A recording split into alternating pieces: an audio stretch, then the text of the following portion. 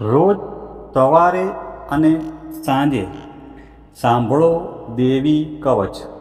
દેવી કવચ સાંભળતા પહેલાં કોમેન્ટમાં તમારી કુળદેવીનું નામ લખવાનું ભૂલશો નહીં. હવે આપણે દેવી કવચનો પાઠ શરૂ કરીશું. ઓમ ચંડિકા દેવીને નમસ્કાર. માર્કંડેયજીએ કહ્યું, હે પિતામહ, જે આ સંસારમાં પરમ ગોપનીય અને મનુષ્યનું બધી રીતે રક્ષણ કરનારું છે, અને જેને તમે અત્યાર સુધી બીજા કોઈ સામે પ્રગટ ન કર્યું હોય એવું કોઈ સાધન મને કહી બતાવો.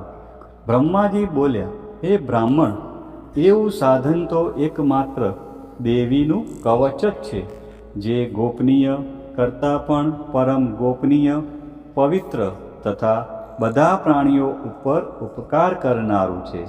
હે મહામુનિ, તે તમે ધ્યાનથી સાંભળો.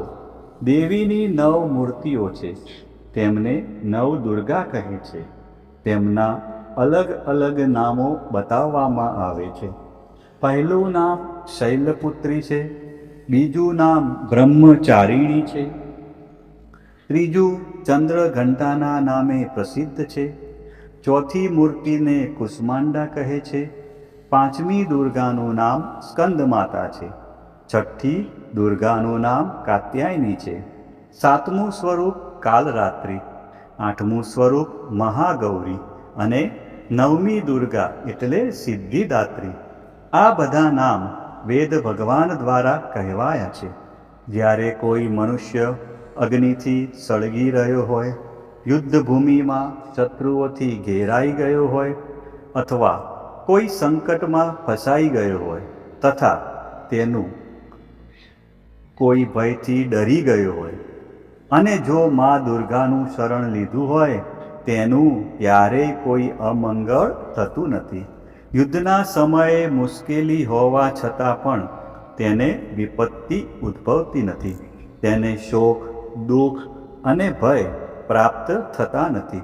જેમણે દેવીનું ભક્તિપૂર્વક સ્મરણ કર્યું છે, તેમનો અભ્યુદય નક્કી છે.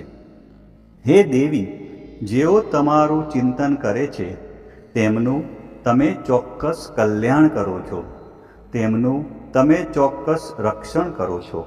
ચામુંડા દેવી પ્રેત ઉપર આરૂઢ થયેલા હોય છે અને વારાહી પાડા પર સવારી કરે છે. ઐન્દ્રીનું વાહન ઐરાવત હાથી છે. વૈષ્ણવી ગરુડ પર આવે છે અને માહેશ્વરી આખલા પર આરૂઢ થયેલા છે. કૌમારી દેવીનું વાહન મોર છે. વિષ્ણુપ્રિય લક્ષ્મી કમળ પર વિરાજમાન છે અને તેમના હાથમાં લાલ કમળ છે. આખલા પર આરૂઢ થયેલ દેવી ઈશ્વરીએ શ્વેત વસ્ત્ર ધારણ કરી રાખ્યા છે.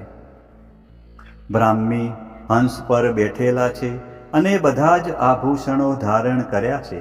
આ બધી દેવીઓ માતાઓ યોગ શક્તિઓથી સંપન્ન છે, જેઓ અનેકવિધ આભૂષણો પહેરવાથી શોભે છે.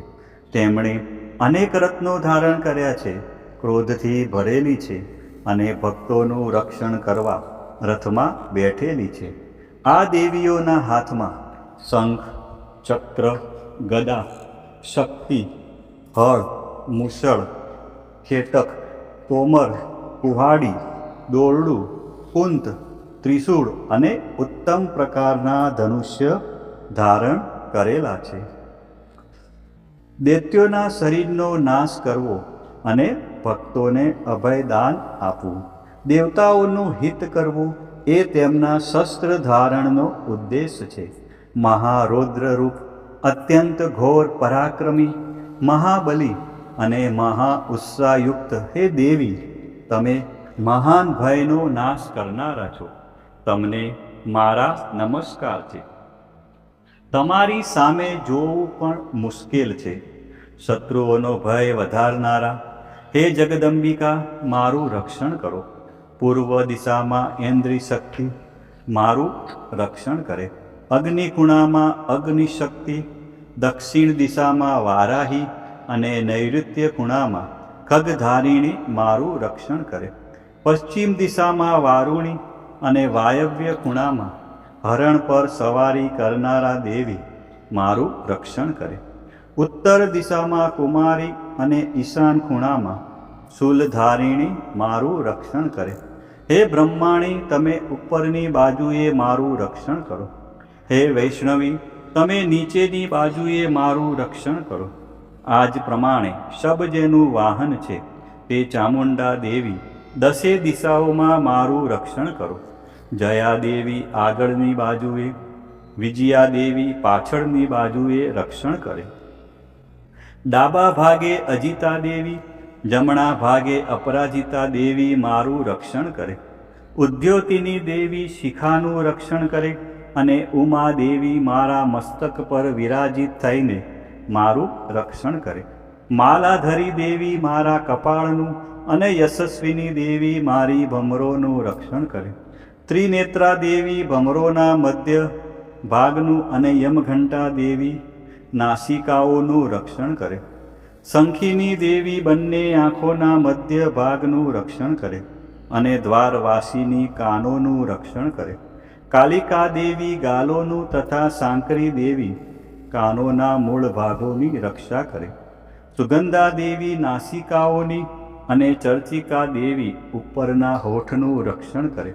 અમૃતકલા દેવી નીચેના હોઠનું અને સરસ્વતી દેવી જીભનું રક્ષણ કરે. કૌમારી દેવી મારા દાંતોનું અને ચંડિકા દેવી કંઠ ભાગનું રક્ષણ કરે. ચિત્રઘંટા દેવી ગળાની ઘંટિકાનું અને મહામાયા દેવી તાળવાનું રક્ષણ કરે. કામાક્ષી દેવી દાઢીનું અને સર્વમંગલા દેવી મારી વાણીનું રક્ષણ કરે. નીલગ્રીવા દેવી કંઠના બહારના ભાગનું અને અન્નનલિકાનું કૌબેરી દેવી રક્ષણ કરે. ખગીની દેવી બંને ખભાઓનું અને વ્રજધારિણી દેવી મારા બંને બાહુઓનું રક્ષણ કરે. દંડિની દેવી બંને હાથોનું અને અંબિકા દેવી આંગળીઓનું રક્ષણ કરે. તુલેશ્વરી દેવી નખોનું રક્ષણ કરે અને કુલેશ્વરી દેવી કુખ અને પેટનું રક્ષણ કરે. મહાદેવી બંને સ્તનોનું અને શોક વિનાશીની મનનું રક્ષણ કરે. લલિતા દેવી હૃદયનું અને શૂલધારિણી દેવી ઉદરનું રક્ષણ કરે. કામિની દેવી નાભીનું અને ગુહેશ્વરી દેવી ગુહ ભાગનું રક્ષણ કરે. પૂતના અને કામિકા લિંગનું અને પાડાને વાહન બનાવનાર દેવી ગુદાનું રક્ષણ કરે. ભગવતી દેવી કટી પ્રદેશનું અને ઘૂંટણોની રક્ષા વિંધ્યવાસીની દેવી કરે. સર્વ કામનાઓ પૂરી કરનારા દેવી જંઘાઓનું રક્ષણ કરે. નારસિંહ દેવી પિંડીઓનું રક્ષણ કરે. તૈજસી દેવી બંને પગોના પૃષ્ઠ ભાગનું રક્ષણ કરે. શ્રીદેવી પગોની આંગળીઓનું અને તલવાસીની દેવી પગના તળિયાનું રક્ષણ કરે. પોતાની વિકરાળ દાઢોથી ભયંકર દેખાતા કરાલી દેવી નખોનું અને ઉદ્વ કેશીની દેવી વાળનું રક્ષણ કરે. કૌબેરી દેવી રૂવાંટીના છિદ્રોનું અને વાઘેશ્વરી દેવી ત્વચાનું રક્ષણ કરે. પાર્વતી દેવી રક્ત મજ્જા વસા માંસ હાડકાં અને મેદનું રક્ષણ કરે. કાલરાત્રિ દેવી આંતરડાઓનું અને મુકુટેશ્વરી દેવી પિત્તનું રક્ષણ કરે. પદ્માવતી દેવી કમળ કોષોના મૂળ આધારનું અને ચૂડામણી દેવી કફનું રક્ષણ કરે. જ્વાળામુખી દેવી નખોના તેજનું અને અભેગા દેવી સમસ્ત સાંધાઓનું રક્ષણ કરે. બ્રહ્માણી દેવી તમે મારા વીર્યનું રક્ષણ કરો. હે છત્રેશ્વરી દેવી મારી છાયાનું રક્ષણ કરો. હે ધર્મધારિણી દેવી મારા અહંકાર મન અને બુદ્ધિનું રક્ષણ કરો. હે વ્રજ ધારણ કરનાર દેવી મારા પ્રાણ અપાન વ્યાન ઉદાન અને સમાનનું રક્ષણ કરો. કલ્યાણથી શોભતા હે દેવી તમે મારા પ્રાણનું રક્ષણ કરો. યોગીની દેવી રસરૂપ ગંધ શબ્દ અને સ્પર્શનું અને હે નારાયણી દેવી તમે મારા સત્વ રજ અને તમો ગુણનું રક્ષણ કરો. વારાહી દેવી આયુષ્યનું રક્ષણ કરે.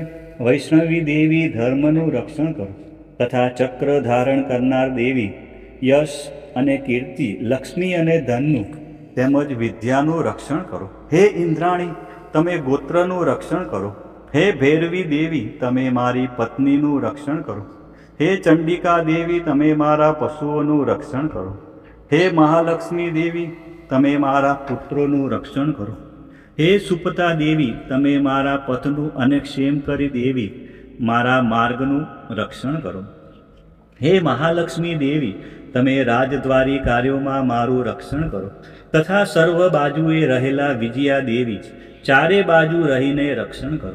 હે દેવી, જે સ્થાન દેવી કવચમાં કહેવાયું નથી અને તેથી રક્ષણ વિનાનું છે, તે બધા સ્થાનો તમારા વડે સુરક્ષિત થાય, કારણ કે તમે વિજયશાલિની અને પાપનાશીની છો. મનુષ્ય પોતાના શરીરનું ભલું ઈચ્છતો હોય તો તેણે દેવી કવચનો પાઠ કર્યા વિના એક ડગલું પણ ભરવું નહીં. દેવી કવચનો પાઠ કરીને જ યાત્રા કરવી. દેવી કવચના પાઠથી બધી બાજુથી સુરક્ષિત થયેલો મનુષ્ય જ્યાં જ્યાં જાય છે ત્યાં ત્યાં તેને ધન લાભ થાય છે, તથા સઘળી કામનાઓ પર વિજય પ્રાપ્ત થાય છે, તથા જે અભિષ્ટ વસ્તુનું ચિંતન કરે છે તેને તે અચૂકપણે પ્રાપ્ત કરી લે છે. તે મનુષ્ય આ પૃથ્વી ઉપર અતુલ ઐશ્વર્યને પામે છે. દેવી કવચથી રક્ષાયેલો મનુષ્ય નિર્ભય થઈ જાય છે. યુદ્ધમાં તેમનો પરાજય થતો નથી, તથા તે ત્રણેય લોકમાં પૂજનીય બને છે. આ દેવી કવચ દેવતાઓને પણ દુર્લભ છે. જે આ દેવી કવચનો દરરોજ 3 સંધ્યાએ શ્રદ્ધાપૂર્વક પાઠ કરે છે તેની દૈવી કલા પ્રાપ્ત થાય છે, તથા તે ત્રણેય લોકમાં પરાજિત થતો નથી. એટલું જ નહીં, અપમૃત્યુથી રહિત થઈને 100 કરતાં પણ વધુ વર્ષ જીવે છે. દેવી કવચ ધારણ કરનારા મનુષ્યની રાજા તરફથી સન્માન અને વૃદ્ધિ થાય છે. આ કવચ મનુષ્યના તેજની વૃદ્ધિ કરનારું અને ઉત્તમ છે. આ દેવી કવચનો પાઠ કરનારો મનુષ્ય પોતાની કીર્તિથી શોભા પામીને પૃથ્વી ઉપર પોતાના સુયશ સાથે સાથે વૃદ્ધિ પામે છે. જે પહેલાં દેવી કવચ કરીને સપ્તસતી ચંડી પાઠ કરે છે તેની જ્યાં સુધી વન પર્વત હોય ત્યાં સુધી તે આનંદથી યુક્ત આ પૃથ્વી ઉપર રહે છે. તેના પુત્રો પૌત્રો સંતાન પરંપરા બનેલી રહે છે. પછી દેહાંત થતાં તે મનુષ્ય મહામાયાની કૃપાથી નિત્ય પરમપદને પામે છે, જે દેવતાઓને પણ દુર્લભ છે.